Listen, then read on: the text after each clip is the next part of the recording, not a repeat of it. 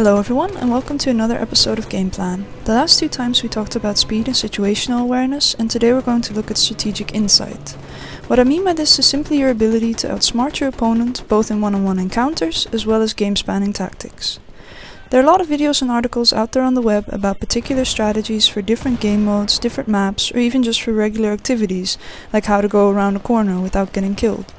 This video won't offer you any of that. Instead, we will look at a model of strategic insight and how we can use it to improve our own, no matter the game mode, the map, or our own personal playstyle.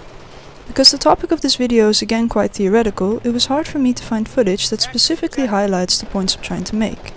For that reason, the video material here has turned out more like a highlight reel, where I hope you guys can recognize some of the micro strategies I'm using, as well as some obvious mistakes.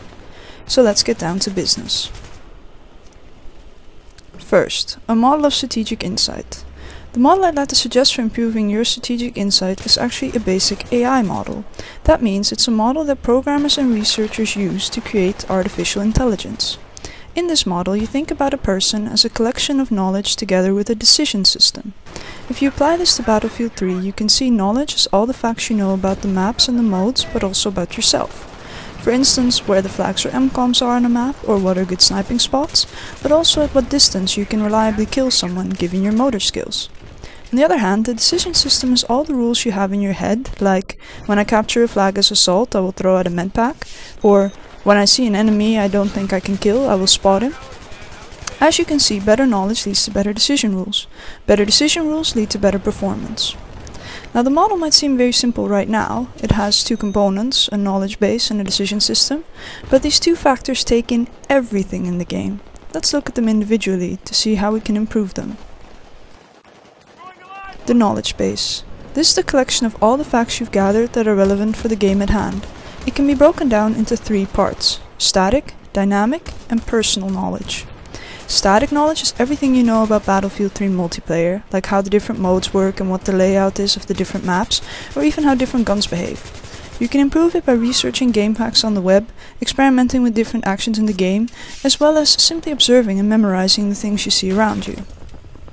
Dynamic knowledge is all the stuff that changes per match you play, like where the enemies are, what vehicles they have in play, what the activity is in your direct environment. This type of knowledge comes completely from situational awareness, and all I know about improving that was in my last video. Lastly, there's also personal knowledge, which is all about your player state. Are you focused? Are you tired? Are you likely to get overwhelmed when there's a lot of action around you? You can improve this by observing your own playstyle, skills and weaknesses, as well as by asking friends to give you some constructive feedback on how you play. All taken together, your static, dynamic and personal knowledge give you all the information you need to make the correct decisions. Assuming you have the right decision rules. But how do you know what the right rules are? For that we need to look at the decision system. The decision system is basically a big list of if-else statements of the form, if X is true, then I will do Y. However, Battlefield is such a complex game that almost all useful decision rules are more complex, like if a friend dies, and his body is close to me, and I'm a medic, and I have my defibs unlocked, and either all the enemies nearby are dead, or I'm willing to Rambo, then I run and revive him. And that was only the logical rule for reviving. And though it sounds pretty common sense, most of us have failed at this rule in one way or another at some point. So what gives? Most often we either don't have all the knowledge we need, or the rule is not optimal. In the first case, people will say things like, "Sorry, I didn't see that guy," or "Shit, I'm the wrong class." In the second case, you'll hear things like, "Sorry, I just run for a revive whenever I see someone down." All of these are followed by either a failed revive or both team members being dead. We already know how to avoid the first case by improving our knowledge, so let's get back to the nitty-gritty of the decision rules and see what we can do there. The system as I'm explaining it now is not how we experience decision making ourselves. Our brains go through these rules without having to spell out all the logical operators for us, and we make jumps in our reasoning all the time. However, the key here is to realize that this system of decision rules is what lies behind everything you do. Most of the things you do in a match are not consciously thought through, but simply a result of all the decision rules you've formed in all the hours that you've played. Some of these rules might feel like bad habits or just common sense, but the variety in playstyles and performance in Battlefield 3 is testament to how we all build up our own unique set of decision rules. When you become conscious of all these rules, you can start tweaking and improving them. You can change your decision rules by training yourself over and over again to do things a certain way.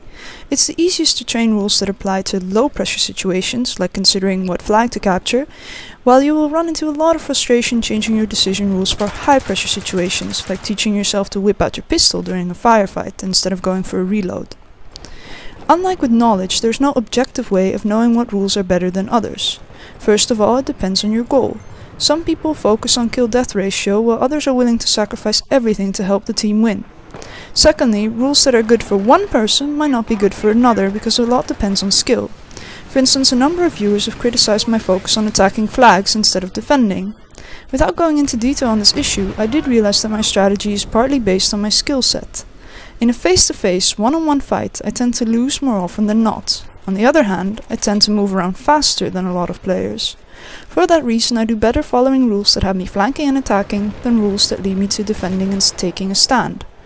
My point here is, don't blindly copy other people's playstyle, but pick out the decision rules that complement your skill set.